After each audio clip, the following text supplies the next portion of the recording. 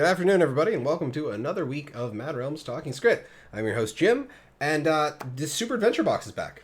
It's the Super Adventure Festival here in Guild Wars 2.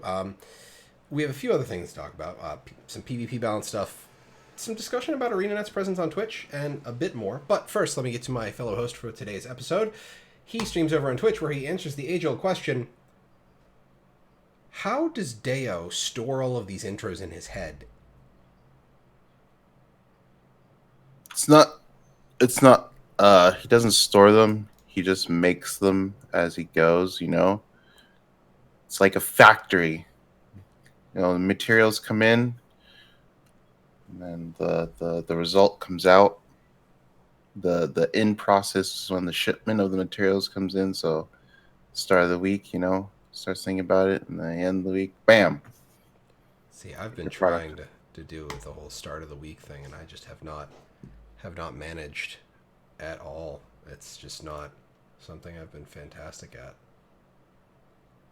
Although the why is lemonade one I thought was great. That turned you off briefly. Little, it's fine. But first and foremost, the Super Adventure Box for 2021 is live. We've got new stuff. Complete the festival's meta achievement, the annual Super Adventure Box Nostalgia, to earn the new adorable Super Ooze Mini. Last year's award, the Virtual Box Helm, is now available from the Super Adventure Box Trader. A new weapon set is now available. If you have added the Kaiser Snake or Crimson Assassin weapons to your wardrobe by playing Sab, speak with the Festival Rewards vendor to trade your hard-earned bobble bubbles for the ominously hued Crimson Vanquisher weapons. New ooze enemies are tucked away in each zone. Dig them up and carry them to an ooze farmer to earn baubles. A rotation of target zones has been added to the daily achievements. Turning in an ooze in the target zone will earn you extra baubles once a day.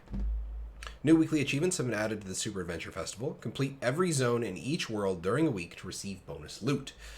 The Super Adventure Box Weekly Trader's Inventory has been updated with a limited quantity of amalgamated draconic lodestones each week during the festival, which this is a thing we were talking about that we have no idea what they're for, right?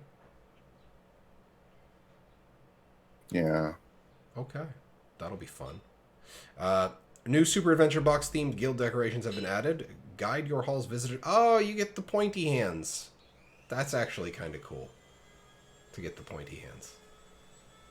That'd be actually useful, yeah. Improved responsiveness of the bouncy mushrooms and trampolines found throughout Super Adventure Box. Oh, that's great. I really need to make a go at this then. A number of Super Adventure related bugs have been fixed to ensure a safe education for all heroes. I mean, it's Sab. Yay, Sab, right? Yeah, best event. But it adds so much gameplay in comparison to, I think it's the largest ad for a festival I've seen in a game ever. And I could be wrong there. I'm not sure. And then... Yeah, I'm not sure, but not a lot of games have stuff like this, right? Not a lot of MMOs anyway. New section of the game. Yeah. So yeah, it's just pretty cool. I think Sap is just like a nice, fun little Mario-styled adventure. So it's not a lot of. I don't think a lot of games do that in of itself. Just have just like a fun game mode that you can just go and collect stuff. So, well, collect stuff is normal, but like in this way, the Mario 64 style. So it's just fun to go in there and do things. And personally, I like it just because of the cool boom boxes you get when you complete worlds. So, which I have to do for World 2, which is the arguably harder one. Well, it is the second one, so yeah. You can do it. I am hoping next year that they can do a World 3 after all this time, because I feel like Sab is the one event that could be expanded on exponentially. Yeah. Well, I guess up to a limit like World 8, fine, and then you could just add a bunch of content afterwards. But I feel like Sab is that one event, like Guild Wars 2 has that can be expanded on very well. It could be its like own game, and then people can challenge themselves for like a month on it. So it's yeah. Yeah, yeah, I agree with that. I honestly kind of hope for a glitch level. No. Hey, could you not? Hey, you're crippled and you're retired. Relax. Thank you. Now, where were we? Right, glitch level.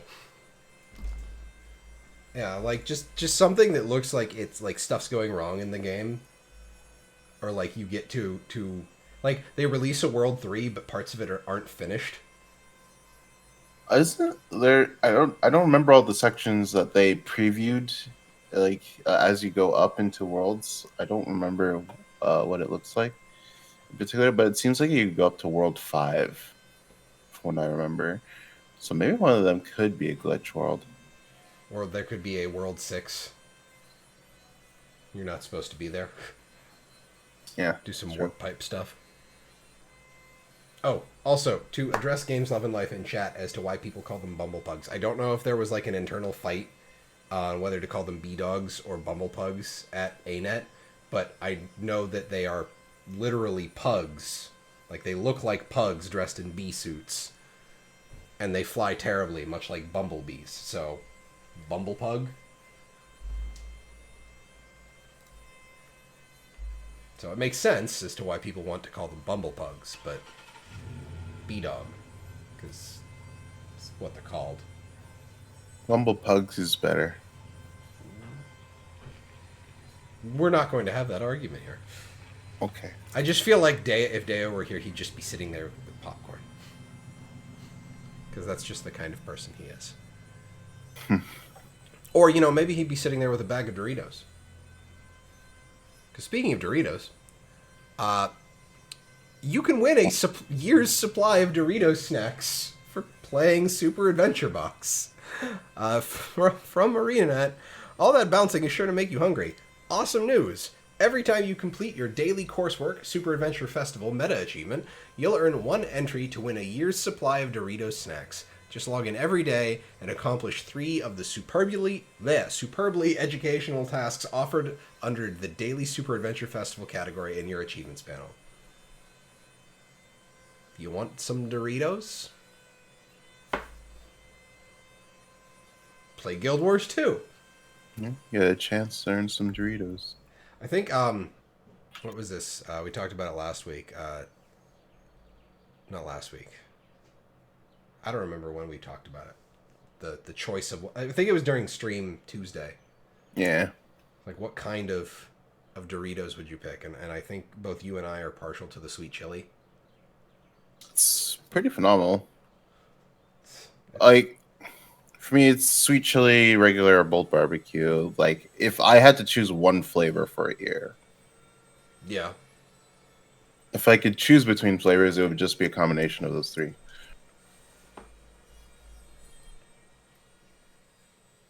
Just gonna turn my. I hope I didn't turn my mic down too much because there's buzzing going on somewhere else. I can hear you. You can hear me fine. Could you hear the buzzing before? Was it bad? I didn't hear any buzzing. Okay. Well, I just hope it's not getting picked up too badly on the audio for the show. No, I hear it. Now you hear it? Okay, well, I'll just drop I it. turned myself up just so I can make sure. Okay, I dropped it a little bit. But, nice that they're getting a promo with Doritos, I guess. Like, that's cool. Yeah. Hey, at least it's not bubble tea. That was, I feel like, yeah, in terms of, I think in terms of accessibility, it's something like Doritos is more accessible in terms of what people playing Guild Wars 2 would want versus bubble tea, which is, I admit, more of a niche thing, even though I like bubble tea, but, other people may not. yeah. Or like when they did that partnership with Origin PC, like everyone play Guild Wars. If you play Guild Wars 2, you obviously have a PC, so like an upgrade PC would be nice, you know? Well, I mean, at the time you might have had a Mac, but not so much anymore. Yeah.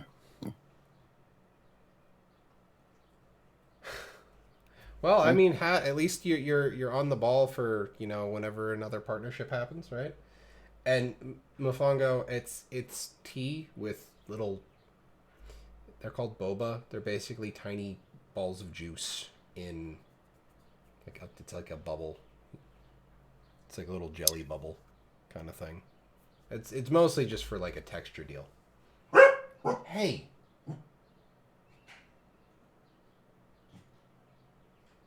normally he's not in the room when I'm doing the show. Can you get them at Quiznos? I don't know. I miss having a Quiznos. I enjoyed Quiznos subs.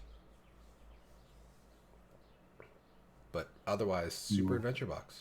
Huzzah. You have any further comment on it, or is it just as awesome as it usually is? I don't much to say about, yeah. Other than what is it? This is going to be like the third year in a row where you're like, I need to get my World 2 boombox. Yeah, I mean, well, this is, I think I missed last, did I do it last year? I think last year, I don't, I think I may have missed it last year, but the year before I got my World 1 boombox. Um, but I think because what I technically do is I do like World 2 Zone 1, World 2 Zone 2. Like 1 year I'll do World 1. I think that's what is that what I did this year? Last year? Because technically the reason why World 1 took me so long is just because I took 3 years to do it just because I did each zone. Okay. But I don't know if I'll do that this year. Maybe I'll do like 2 or maybe all of it one go. I don't think I've ever run. I think I've run World 2 once. Ever. I have ran World 2, I just never ran it in hard mode. So I'm gonna die a lot. So it's gonna take like 3 hours to do a zone for me. I'm gonna see if Guildgen has a guide to help me with stuff because I don't want a guide unless I like absolutely get stuck. That's the thing. That's why it takes me 3 hours. that's fair. Like wanting to do it yourself. However, if I want to get into it, I'm just like mostly just I want to like the one thing that bugs me about this is they haven't put the baubles into like material storage or currency, which bugs me to no end because I wish they weren't a thing that just sat in my inventory. At the very least, I have the continue coin, the infinite Yeah, continue the coin. endless continue coin is very nice actually. Yeah, but I just like the baubles. They fill up my inventory, and they're all on my elementalist, and it's just like I turned them all into the higher tier bauble. yeah. Although Mofongo brings up a good point since they're actually ammunition for game mechanics. So Yeah. I always have like a bunch left over because like right now I have like 187 of the regular one, and then like the rest are all the special one, which is 1 stack. So I basically have 2 stacks. Whenever I get 250, I'm just like gonna make a stack. yeah, that's sensible. But any further comments on Sab other than yay? Hey, Yay! I'm hoping Excellent. for World 3 next year though. Hopefully, That's all I'm gonna say. that'd be really cool. Yeah, Zach. Yeah, that's we were talking about that. Wait, probably because Sab has an internal cap on how many you can earn might cause issues with the wallet. Oh. You can extend your wallet to be 1,000, I think it was 750 or 1,000. I don't remember, but you can make it bigger. I didn't realize there was a limit on the number of baubles you could pick up. Okay. The more you know. Dun, dun, dun, dun, dun. But we'll talk more about Sab in post show, I think. Moving on to other patch notes. Because, boy, is this a whole lot of stuff to talk about. There's races to it. I saw the race. We'll talk about that. But Other patch notes. Requirements to complete stretch goals, Jormag Rising Mastery, Steel and Fire Mastery, and no Quarter Mastery achievements have all been reduced. I remember they were talking about stretch goals. I didn't think they'd be doing all of the other mastery ones. Like, that's surprising to me. But, yay. Makes things easier. The following achievements have been moved from the story journal to the Rare Collections achievement category. Dragon Slayer Weapon Collector, Azure Dragon Slayer Weapon Collector, Crimson Dragon Slayer Weapon Collector, Dragon Ice Infuser, Dragon Fire Infuser, Forger of Draconic Fire/Ice, Master of Draconic Fire/Ice, Master of Storms, Stormcaller Armaments Collector, Tengu Weapon Collector, and Volcanic Stormcaller Armaments Collector. I realized partway through that I could kind of cut some of that down. Yeah. But, and newly created Tier 1 Dragon Slayer weapons are now soulbound on use. So that's a whole bunch of changes to a lot of the weapon stuff coming out for champions. Which, I mean, it makes sense that... Maybe that's what they were talking about with the requirements being reduced. Yeah. Because if they're moving all of those weapon achievements out, that means that we don't have to worry about having to get those. Because that's just pretty insane for one achievement. Yeah. Yeah, that's a huge... Well, they could have just taken it out of the meta. Like, it didn't have to move out of it, but it does make more sense to be in the rare collections section. Yeah, because you still get the achievement points if you've already done it, right? Mm-hmm. But the problem is that it's just such a... It's a longer grind than normal weapons that they would put in a story, just because of the amount of time and effort you have to put into it. Yeah. I think I hear an ice cream truck driving around my neighborhood. Distracted. Nice. The windows are open. It's 85 degrees here. I can't... We don't have AC yet. I would die otherwise, so I apologize for the random noises on today's stream. But moving from achievement stuff to PvP balance stuff, Elementalist increased heal scaling from 0.4125 to 0.55 in PvP only for the Elemental Bastion skill. This is all coming from the talk a bit ago about the dropping of a Mender's Amulet from PvP. So they dropped Mender's Amulet and they're tweaking healing scaling values just a little bit to make up for that, so support doesn't feel like it's awful, but they wanted to nerf Infinis support. Selfless Daring for Guardian increased heal scaling from 0.6 to 0.9. Wiki. I can't remember what Selfless Daring is. Or Elemental Bastion, for that matter. I think Elemental Bastion is a water trait, isn't it? Well, I'm asking the wiki. Elemental Bastion heals allies you grant an aura to. Grant Frost Aura. Yeah, it's a Tempest trait, Grandmaster. Ah. So you heal when you grant an aura. Oh yeah, that's a really good one. It's very good. And then Selfless Daring for Guardian. At the end of your dodge roll heals allies. So that went from a 60% to a 90% scaling in PvP only. So that's cool. I'm okay with that. It's a chunky heal. It's 1.0 scaling in PvE. What's up, man? Yeah. It's still 0.6 in WW. Which makes sense. Yeah. That's different. Because normally, like, WW and PvP changes are pretty much in lockstep. Yes, but support Guardian and World vs. World is really strong. So, since you can get Menders and stuff. Yeah, like, since you can really amp up your healing power. So, and then we also have the crazy changes that the whole bunch of nerfs they wanted to throw at support Necro, Scourge specifically. Sand Cascade reduced barrier attribute scaling from 1.0488 to 0.77 in PvP. Sand Flare reduced barrier scaling from 0.75 to 0.45. Holy crap. All of these values are big. Desert Empowerment reduced attribute scaling from 0.77 to 0.62.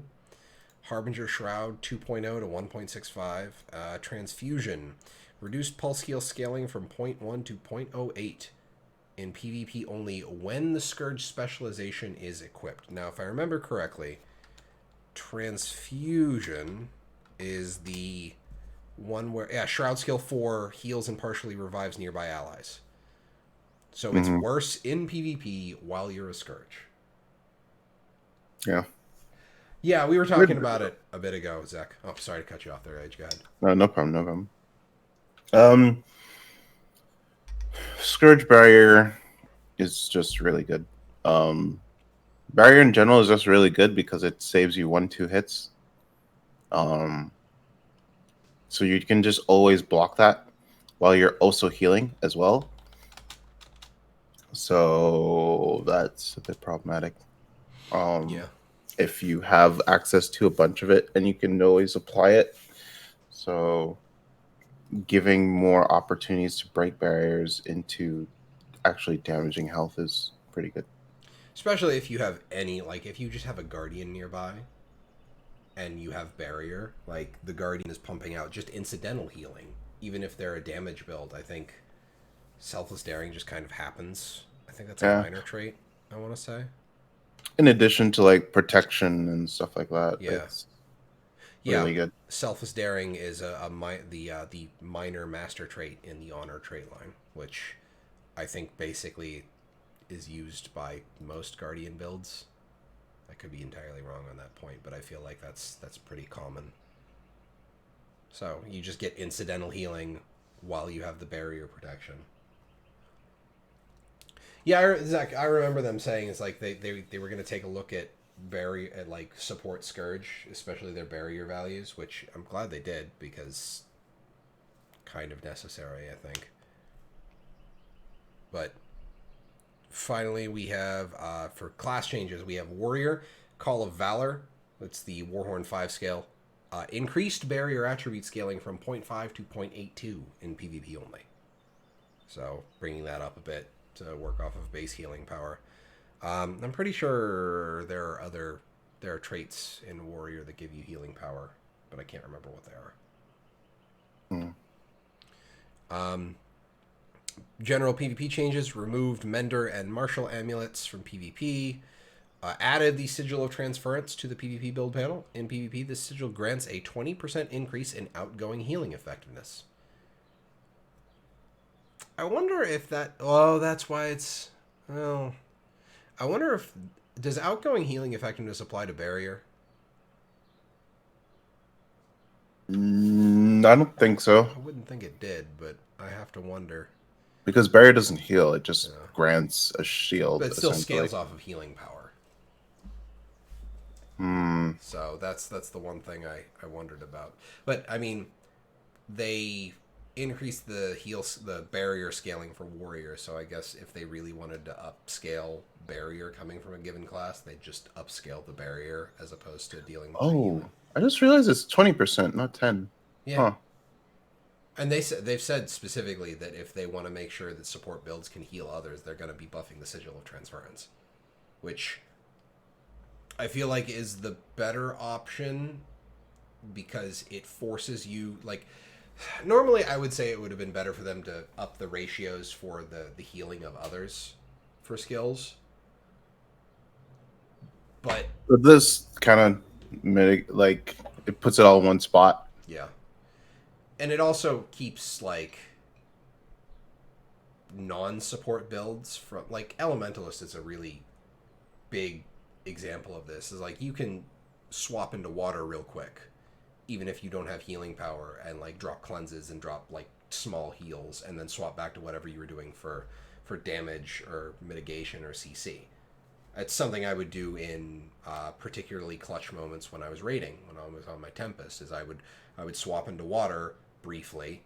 I think even on Slothosaur I would overload water during the shake just to help clear Condi for people that got it. because I could overload water real quick and then pop back into my fresh air cycle for air fire. Mm-hmm. So I can understand why they would want to say if you truly want to be a support, you have to drop a sigil slot for this sigil. Yeah, makes So sense. that's sensible. But any further thoughts on the PvP stuff, Age? I don't know how this is going to work because I know you were messing with thief builds. I don't know if that was like I know you're working specifically in WVW. I don't know if you were doing PvP stuff lately. No, I haven't done any PvP stuff, but it does open up the ability to play Thief more often. I don't know if just because of the reduced healing. Um, I don't know if it'll be meta just because still the damage numbers for Thief are still pretty low, but it does open the possibility to do more damage because of the reduced healing. So maybe. Um, there are only support builds you can run as medic builds, but safely. But even then, it's not. It's probably that's just for like memeing. You probably just want to run an actual builds for roaming. Medic, what is it? You just stealth and revive people? And you have venoms that you just give to everyone. Okay, so you're basically buffing and picking up downed units. Okay. Yeah. There should be bunkers, but they have to be limited. I agree with that, Zach. Like, it's one of those problems. Like, even I'm even slightly guilty of abusing this. I was playing the the core like Guardian. Warhorn. No, not Guardian. Oh, I've warrior. actually never really played Guardian in PvP. As much as I've liked playing Guardian, which I probably should do more of. But I was playing the warrior build with the healing, like the using banner and the warhorn and just barrier and healing and everything. And it got boring even to play. Like it was just boring to play because I was pressing the same buttons. I never really did anything different against like in a matchup. Like there was nothing I did that changed. So I kind of understand that concept of not wanting. No bunker should be able to hold out indefinitely, I think is my point. Which warriors definitely could before all of these changes with menders. Oh my god, yes, Zach, the Ventari bunker builds, especially with the old explosion radius on the tablet shatter. That was awful. But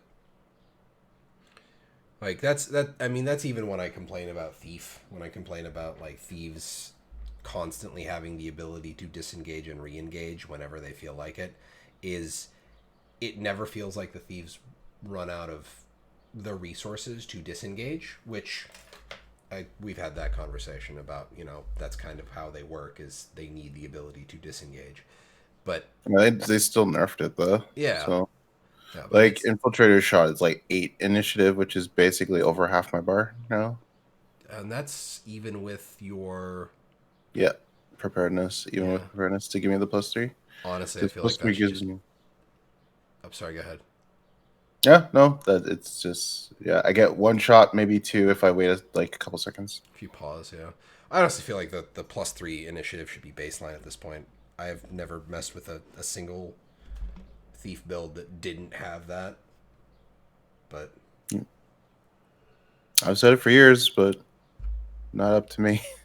yeah, but I guess that's my point, is that I know, and this comes from me playing bruisers in like League of Legends, is if I manage to apply enough pressure to draw two or more people to me,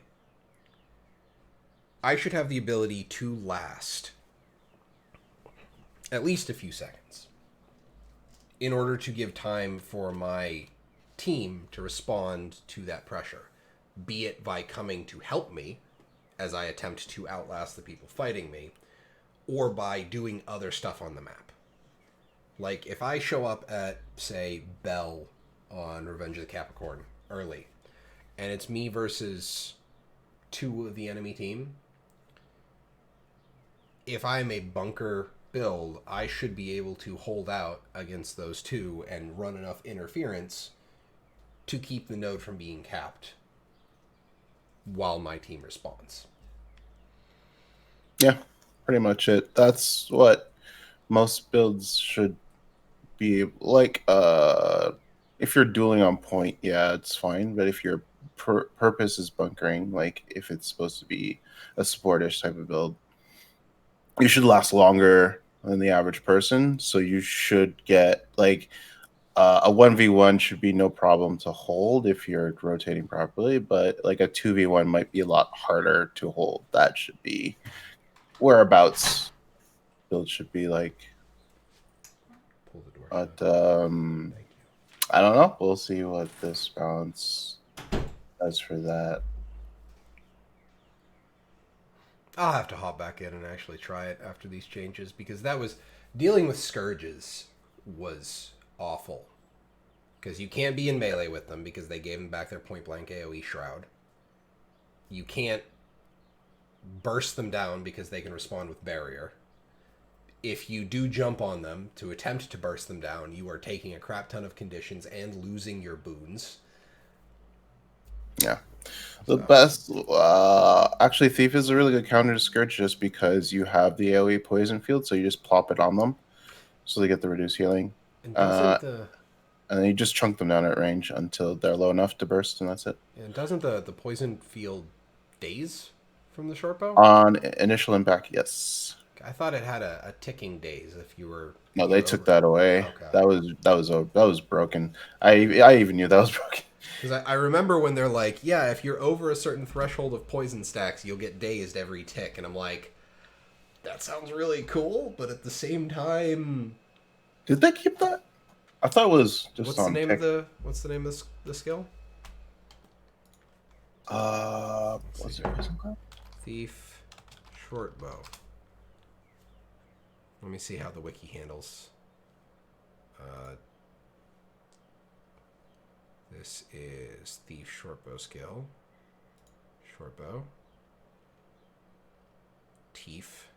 Choking gas. Fire an arrow that dazes on impact and poisons the target area. Yeah, it's just an impact daze.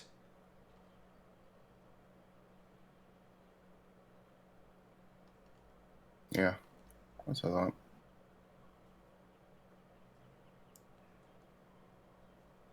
Oh. That was May 16th, 2017. This skill now briefly dazes foes with 5 or more stacks of poison every pulse. Yeah, so like you would just put 2 or 3 poison fields, and then you could even jump in and auto attack, and then if you have the dagger trait that puts poison, I think it's 2 stacks. Yeah. And there's another, I think there's another trait that adds poison too. Just when you hit. It's the health 50% threshold. You trigger I think poison and emote for like 1 second, but the poison I think is another 2 ticks, so that would get you decently the threshold. And it's unblockable. That's awful. Yeah. Really, really great that they didn't keep that in, huh? Yeah. And it had a really low initiative cost, so that you could just actually spam that. Shockingly, the PvP version has a longer duration on the poison. That's to get the benefit from it. Because like normally you don't run, you can run Condi Bow, but it's purely the evade build for the most part. So Okay. otherwise it's just power builds. So Yeah. And Mfongo, yeah, I'm hoping they actually do not allow the new elite specs into a ranked season when EOD drops, or at the very least EOD. Like, they're not gonna. I know, and that's just gonna be awful. Like, it truly is going to be awful if they just allow. Because I remember launch Path of Fire with Firebrand and Scourge, where if a Firebrand and a Scourge were on the point, you could not take that point, even with your whole ass team. Yeah, they're not going to. Walrus World, they're obviously going to let it just because that is new content for that game mode in Yeah, and of itself. So like, having to deal with the new specs. Yeah, if they people would riot if they didn't get to play the new specs in their game mode. PvP, I would imagine it's the same thing, and I would just imagine the only way they can do it is if a ranked season ends around the time they release. That's the only best way that they can do it. I don't see them putting in extra content to forbid it being in a ranked season. yeah. So like, it would be really hard to do it because because you can change your spec before the match starts, right? Yeah, they could Before still every put the tech in, but it's just that I don't think they'll see a point to doing that. yeah They'll just see what's happening and balance accordingly, and everyone will play what's broken anyway. So if they really want to win, so yeah. Well, it'll be fun. TM mhm. exclamation point. Speaking of fun, new content has been added to the game from the gemstore. That's what we're all here for, right? Yay. Gemstore content. Like that's what we do. Uh, the Dreamwalker sword skin is available in the style category for 600 gems. The super box of fun returns, so grab it and either delete it or drop it on the ground somewhere random because you don't want the Black Lion trading post icon blinking at you constantly. Um, for a limited time, the Super Adventure Glider, Cloud Glider, Holocopter Glider are available in the style category for 300, 375, and 525 gems, respectively. They are all marked 25% off. Honestly, the Super Cloud Glider is probably my favorite of the bunch. I got that one. That's Yeah. pretty good. I know you're a fan of Sab, if only because I know your finisher is the Super Adventure Explosion. Best finisher. For a limited time, I don't have the mount skins though, or oh, there's something else. The they Sab finally chair, I think. they finally did mount skins. Oh no, QED, you didn't miss that part yet. Hang on, I'll be right back. Yes. I will read the rest of the jumpstart. So for a limited time, the Dreamwalker Sight Sap skin and the Dreamwalker Dagger skin are available in the style category of the jumpstore for 600 gems each. And for a limited time, the Super Adventure Pack returns to jumpstore. It is available in the utility category for 600 gems. Um, so normally we don't, say pick up what you want in jumpstore, blah blah blah. But I do really like the Super Cloud Glider. If you are looking for a glider, it's just like a fun, nice one to have. Um, Great finish is good too. Yeah. Um, let's see. I would say maybe take a look at the Dreamwalker skins just because, for once they're not locked in behind a black line chest. Um, but I know a lot of people are kind of jaded about weapons being in the in the gem store in general nowadays. The sight skin is actually pretty good. I'm gonna lie, it's actually really good. I think it's when you unsheath it, you have like this blue blade hue, like wispy hue that comes out. So Okay, so that's really sorry about that. no problem. I finished up the rest of the gem. Sorry. Okay, cool. Um, the Dreamwalker dagger skin is kind of like Incinerator in terms of it has the hilt and like a little bit of the blade comes out, and then when you unsheath it, the the blue flame comes out. So actually, that could pair well with my Incinerator. I'm But honestly really disappointed that oh, it's like a broken blade, and then it. yeah, Oh, yeah. that's cool. I have to admit the thing that disappoints me is whenever a scythe skin comes out, is that it's just a Sides staff, should have been a weapon type. a weapon type. Um, I would have much rather they um, held out till like End of Dragons, and they just put a new weapon in, if anything. Mm-hmm. But I do like the sight skin so that I can relive like Dervish days, and on a Reaper, it's actually really good to have a sight staff skin. Yeah. But I do understand the opposite as well. Like I feel like if between those two, I would much prefer it at being a weapon. But Yeah. But so if we finish that, it means we've got, you know, we've talked about the gemstore stuff, which, you know, it's real world currency. It means you need a job to be able to buy it. By the way, ArenaNet's hiring. Age approved. He looks so disapproving.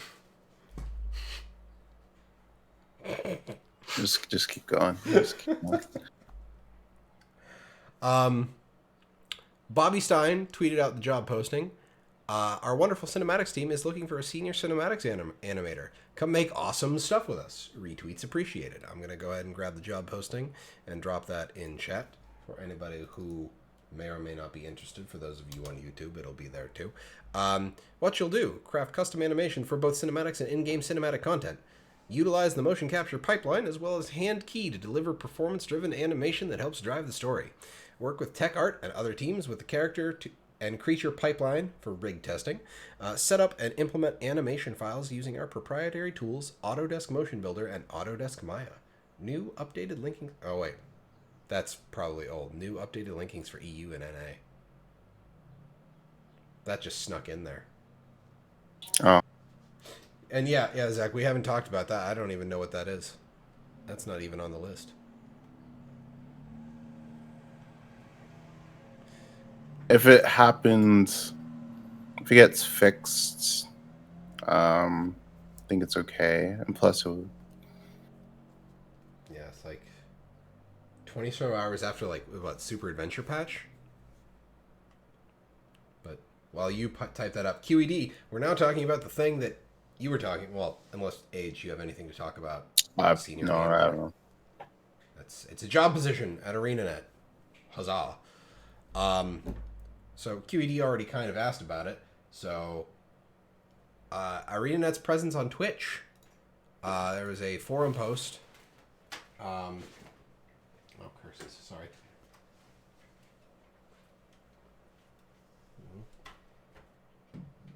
But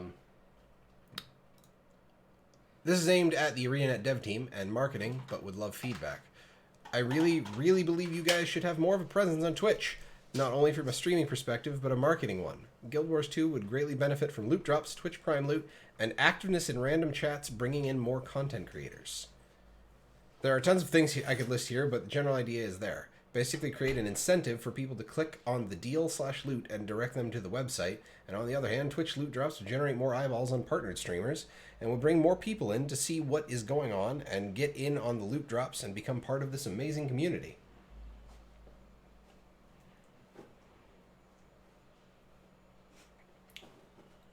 We'll get to that. I did. Yeah, I heard about that. Okay. So, I personally hate Twitch drops. Oh. Yeah, I really, really, really hate abuses of FOMO. And that's Twitch drops. So, despite the fact that I also say that I am also a person who likes seeing the content in the game that you can miss.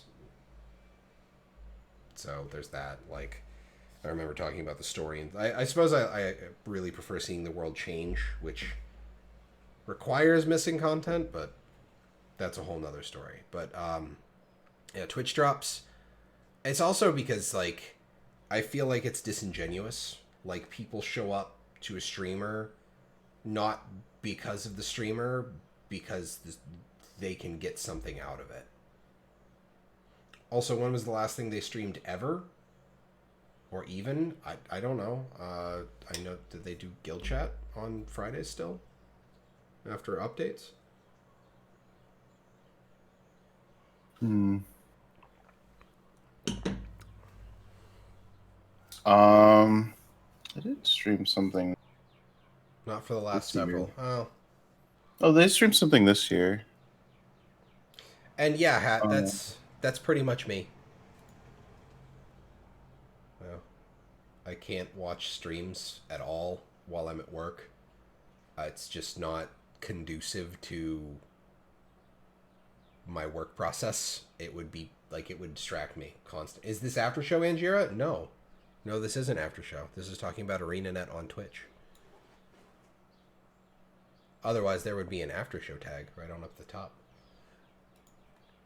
We're close to after show though. But I don't know. Like I hate the Twitch drop system. um, I don't mind it. It's more like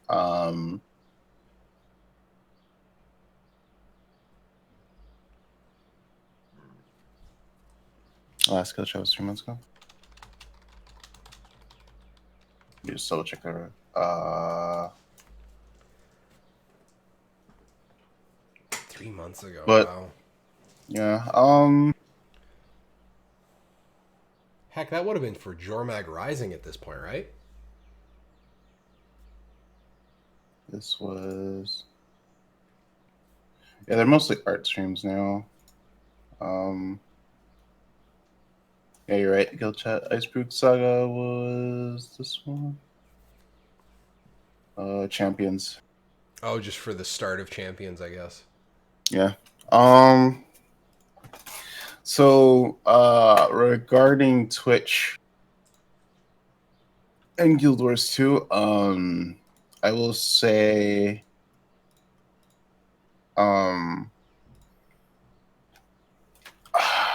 okay, so I don't think this is just from basically from what I've seen in the past, but I don't think the Twitch community is really good when it comes to new content creators coming in.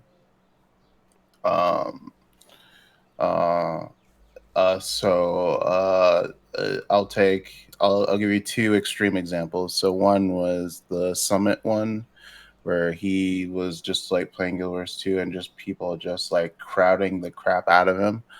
And I get it because like, oh, it's a big content creator checking out your game. That's cool and stuff. But like, at the same time, he probably just wants to like play the game, right?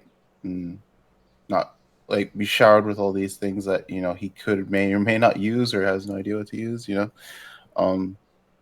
I get it. And then on another extreme, there was a streamer called Bunny Ayumi. And for those who don't know, I don't know if she still is, she was a cosplayer of the lewd variety. So people just like got real pissed at her and just like shoved her out. So I don't think the Twitch community for Guild Wars 2 is especially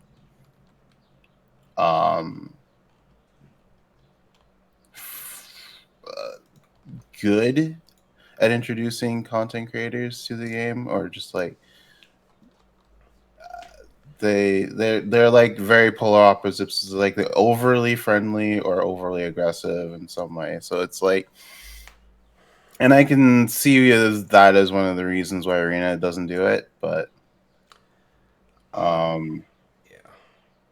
yeah, that's just my opinion. Obviously, just based on what I've seen. But yeah.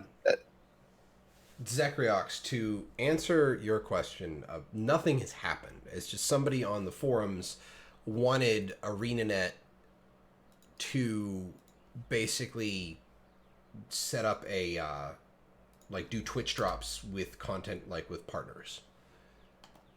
So they wanted ArenaNet to try and push more of a presence on Twitch to get more eyes on the game and thus more people into the community. Like On the flip side, yes, yeah. I mean, yes, you can reach out to streamers. Obviously, I'm not saying it's a bad thing. Obviously, I'm not saying not do it. I'd be more for doing it. It's certainly Uh, that. Well, I don't know how much of a presence they have for the marketing side of things anymore. To be entirely honest, especially after the like, and I don't mean to disparage the man, but after the Mo era of we want you to be our marketing team, yeah, like I don't think I honestly think ArenaNet lost a lot of their marketing, like that would go towards the community and not like this Doritos deal with Super Adventure Box. At least that's yeah. I have no insight into the community. This is just how it feels to me. Like, You need to go back to like 5 years ago, where they would prop up their Guilders 2 partners and community members, that have not been bad, I guess, in that regard, and give them the bonuses, not just the gem codes and things like that, yeah, but um, or do what like stuff like Black Desert does, and just like Twitch drops for the game. Like when a big event or profession's released, they do Twitch drops, and anyone who streams that Black Desert would, be eligible to enable drops. So that lets people who are big gillers to streamers like T-Pop, for example, people come in, earn drops there, or people can go to other streams and check them out and still earn drops. So I feel like that type of environment is a win-win for both creators that are established and creators in the space that are established, and creators that get like a slight bump increase in viewership. So it's really good. Or like big events like End of Dragons releases, put a Twitch drop event for that. I still don't like I'm still on board with Hat. Is like if you basically aren't capable of watching the stream, congratulations, you miss out on this thing. I mean, It's like, not do you watch have it in like what case? Like sorry, timing wise? yeah, Like timing wise, it'd be like for in a week or something like that, right? yeah. Well, I just I don't know. I don't know, like, because I hate the whole concept of the Twitch drop system. I'm not sure how it works. Like, would I just be able to leave the stream up, and then if they went live, I'd be able to see, like, just get it just for watching, or do you have to click something? Oh, you just have to connect your Twitch account to like the company or game, whatever, and then you just watch the stream and just watch X amount of time, or yeah, just watch X amount of time and you get a drop. Drinking tea and eating weird sandwiches. I mean, it's a different kind of work. It depends on the style of the marketing team, QED. Like, I know my marketing team, it doesn't look like they do a lot of work to me, but I'm not the one being marketed to. So, and generally speaking, all things considered, we're not the ones being marketed to by ArenaNet either, on the most part. Like, a lot of the marketing also goes to the in-game stuff with like the gemstore, and that's marketing because they want us to get Yeah. they want us to spend money in the gemstore. So there's a large portion of the marketing there, I do which feel like they are missing out on the Twitch, some the kind of streaming presence. platform audience, right? Yeah, Just because it's just because since you're missing out on that platform, you're missing out on potential sales just I don't know what goes into making an agreement with Twitch to have drops, things like that. yeah. Maybe like I've said that before. Maybe that's one of the reasons, but I don't think it's that big of a.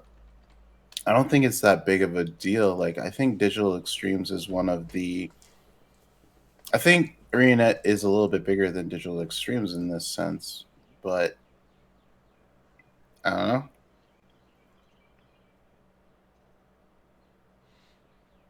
Lord of the Rings Online still exists, Mofongo? I imagine so. Maybe not like a huge capacity, but It just boggles my mind how many MMOs exist. But it just got an update. Okay, well then, not only is it existing, it's actually doing something. So good for them. yeah. But So yeah, again, I think ArenaNet could benefit from. So I don't know what stops them from investing in it, but if they were ever to invest in it, I would say Ender Dragons would be a good time to invest. whenever the Steam, well, ZeKrioX also brought up the Steam release. That would be a fantastic time to do it. Or Steam release, yeah. Although, if they offer anything unique through Steam, people are going to be pissed. Most of the things, like if it's skin related, it's just like a recolor that of a basic skin. Age. So and they can't do that with this game, I guess. But People are still going to be pissed.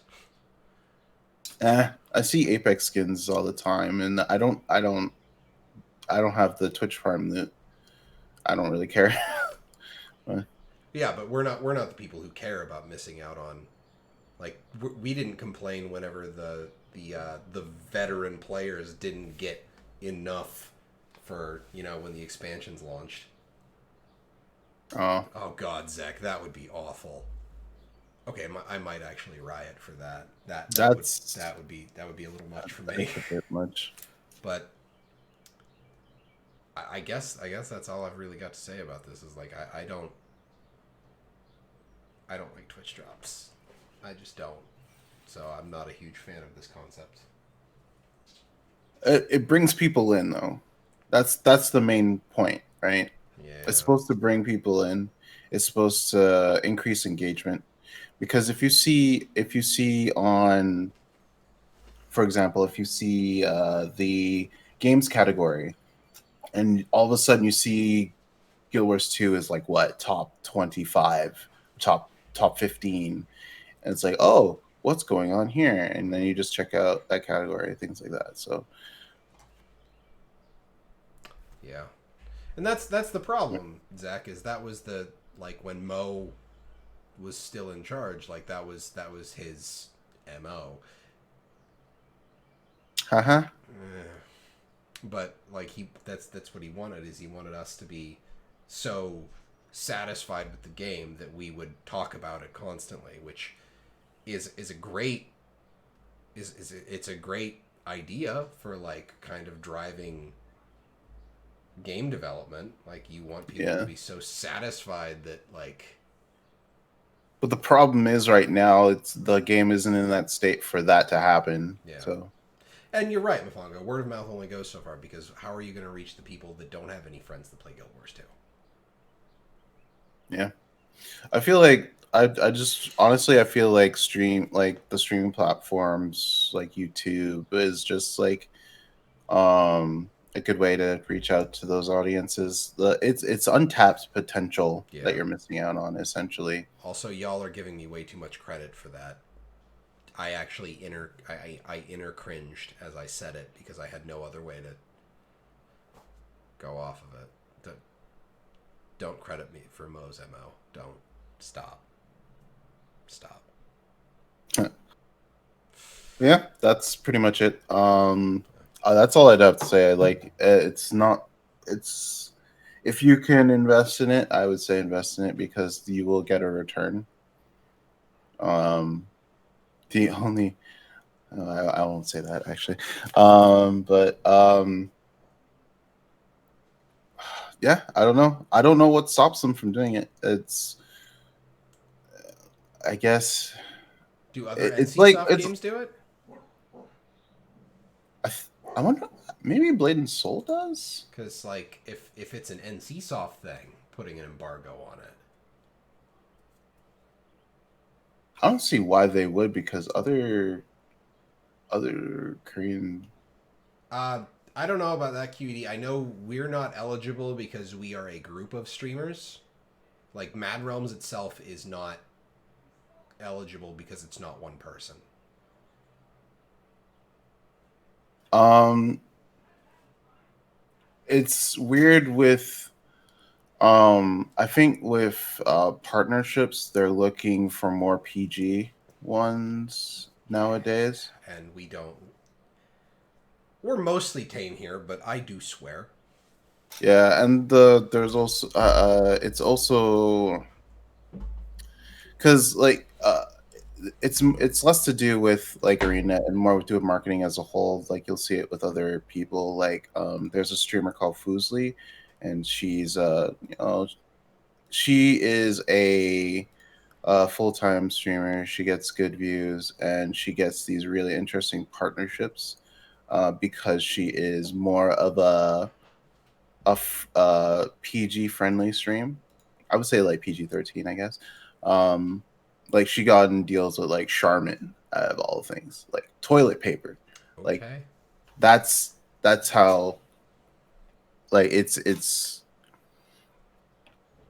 um look at this look at the Cody presented. There are no ways a corgi can be lewd. Do not send Yeah. me internet links.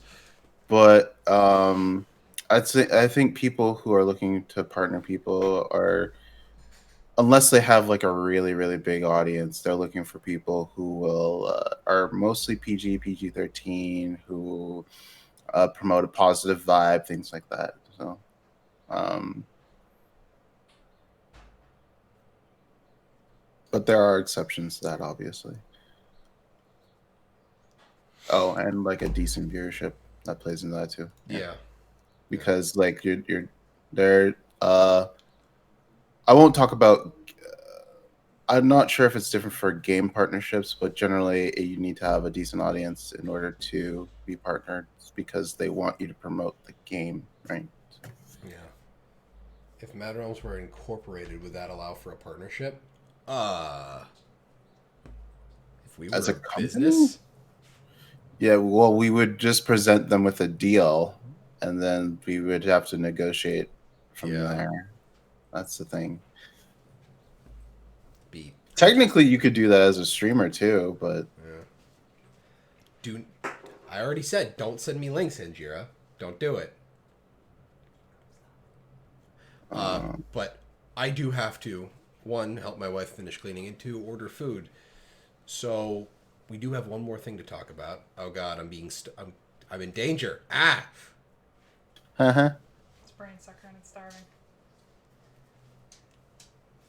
2 + 2 = fish. Anywho, so finally, I know we were talking a lot about Twitch and about community, so that does give us a nice segue into Community Corner, where we're going to talk about gamers giving back. Toga Party again. So, hello Tyrians, it's been a long time. Get hyped because the Toga Party for multiple sclerosis is. I just completely covered it by right clicking. Is well on its way. Paste. Mad Realms Inc. Yeah, really.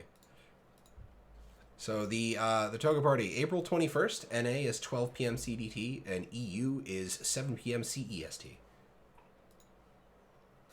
Also, again, I know I said the last time we talked about it, the art for this looks real good. It just looks real good. So good job, Malcolmist, on the artwork. It looks very Hades. Like, it just evokes the Supergiant style. So I like that. It looks real good. So again, I mean, I don't have any further comment other than, gamers giving back, doing good, yet again. Huzzah. Yeah. Every year, Toga Party. Toga. I'm surprised ArenaNet hasn't made a Toga outfit. You're right. Given that this happens every year, and especially, I think it wasn't. Yeah, it's weird, huh? They should look into that. Yeah, a toga out like that would actually be an outfit that I think a lot of people would get, especially if they like partnered in with this and like the gems, like the money that was garnered from the toga went to the charity. Yeah, that'd be cool. Like that'd be pretty great. Maybe I'll tweet at them for that. Hold on. Hey, relax, Chief. My dog's squeaking in the background.